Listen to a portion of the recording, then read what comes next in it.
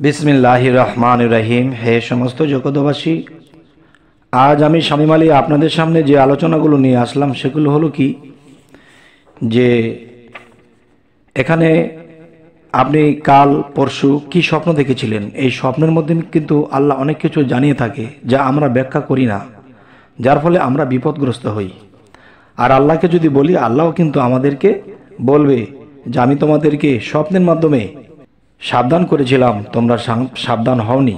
তাই আমি আজ আপনাদের সামনে কিছু আলোচনা তুলে ধরব যে শরীরের অঙ্গ প্রত্যঙ্গ কম্পনের তদবির। শরীরের অঙ্গ প্রত্যঙ্গ তো দেখা যায় অনেক সময় কম্পন করে, কাঁপে। তো এই জিনিসগুলোর মধ্যে আমাদের কিছু বোঝার আছে। আমাদের শরীরের বিভিন্ন স্থান সময় সময় কম্পন বা নৃত্য করে থাকে, তাকে হরকতে বদন বা অঙ্গ স্পন্দন বলে। দেহ যন্ত্রের এবং স্বয়ংক্রিয় নৃত্য নিরর্থক নয়, বরং এর মধ্যে আল্লাহ পাকের মহান উদ্দেশ্য নিহিত আছে। এগুলো সম্বন্ধে ভালোরূপে অভিজ্ঞতা থাকলে বহু মঙ্গল অমঙ্গল বিষয় পূর্বান্তে অবগত হয়ে মানুষ সে বিষয়ে সাবধানতা অবলম্বন করার সুযোগ পায়। অবশ্যই আপনারা খেয়াল করে শুনবেন। মাথার তালু চুলকালে তখন আপনি এটি কি বুঝবেন? মাথার তালু যদি চুলকায় তাহলে আপনি এটি কি বুঝবেন? মান সম্মান লাভ করবে বা সমাজে নেতৃত্ব লাভ করবে। এবার আসি, মাথার ডান অংশ চুলকালে মনের বাসনা পূর্ণ অথবা প্রিয়জনের সাক্ষাৎ লাভ ঘটবে। আচ্ছা, এবার আসি, মাথার বাম অংশ চুলকালে শান্তি লাভ হবে। মাথার নিচের দিক চুলকালে মান সম্মানের হানি হবে। এবার কপালের ডান অংশ চুলকালে সুখ শান্তি লাভ হবে। নাকের বাম অংশ চুলকালে ঝগড়া বিবাদ হবে। মুখাবয়ব চুলকালে সুখী হবে। উপরের ঠোঁট চুলকালে শত্রু পরাস্ত হবে। নিচের ঠোঁট চুলকালে ধন দৌলত লাভ হবে এবং উপযুক্ত বন্ধু পাবে। উভয় ঠোঁট একত্রে চুলকালে লোকের প্রশংসা লাভ করবে। জিহ্বা চুলকালে প্রিয় লোকের সাক্ষাৎ হবে। বাম গাল চুলকালে অভাব অনটনে পড়বে। ডান কান চুলকালে নেতৃত্ব বা মান সম্মান লাভ করবে। বাম কান চুলকালে ওয়ারিশি সম্পত্তি লাভ করবে। উভয় কান একত্রে চুলকালে বিবাদ বিষমাদ বা অশান্তিতে পড়বে। এবার আসি, ঘাড়ের ডান অংশ চুলকালে মান সম্মান লাভ হবে। ঘাড়ের ডান অংশ চুলকালে ধন দৌলত লাভ করবে। এবার আসি, ডান হাতের পিঠ চুলকালে নেক কাজ করবে।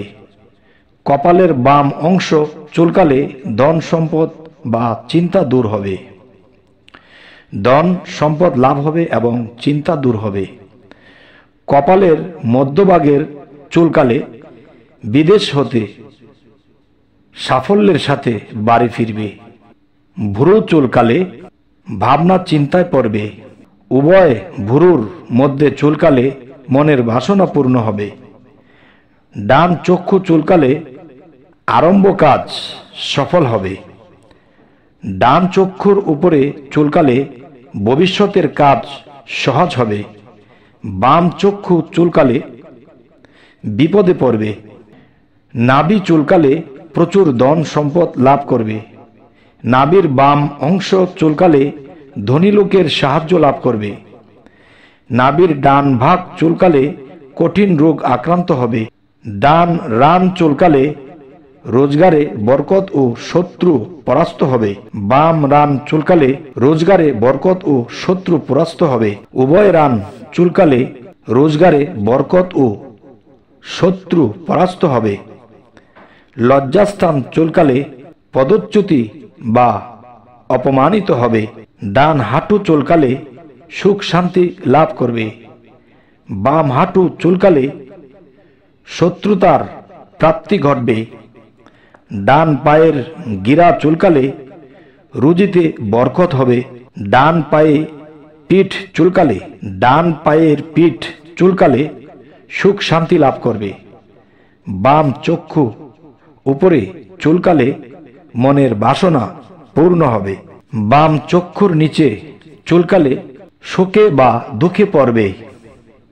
নাক চুলকালে দুর্নাম হবে বা চিন্তায় পড়বে।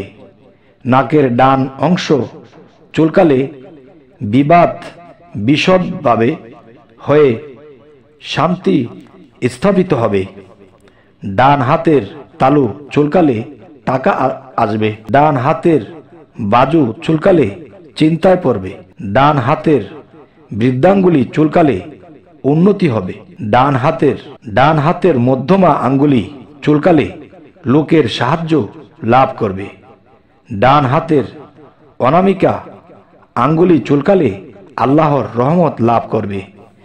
তবে হে সমস্ত জগতবাসী, আজকে আপনাদের সামনে যে আলোচনাগুলো তুলে ধরা হলো সেটি অবশ্যই আমাদের মনে রাখতে হবে, এবং আমরা প্রত্যেক দিন মানুষের অঙ্গ প্রত্যঙ্গের এ জায়গায় সে জায়গায় চুলকায়, আর সেই চুলকানি দেখেও কিন্তু আপনি বুঝতে পারবেন যে আমার সামনে কি করতে হবে এবং কোনভাবে কোনটা করতে হবে, আপনার জ্ঞানে ধরে যাবে।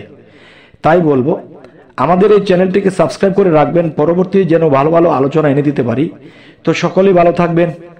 আল্লাহ হাফিজ।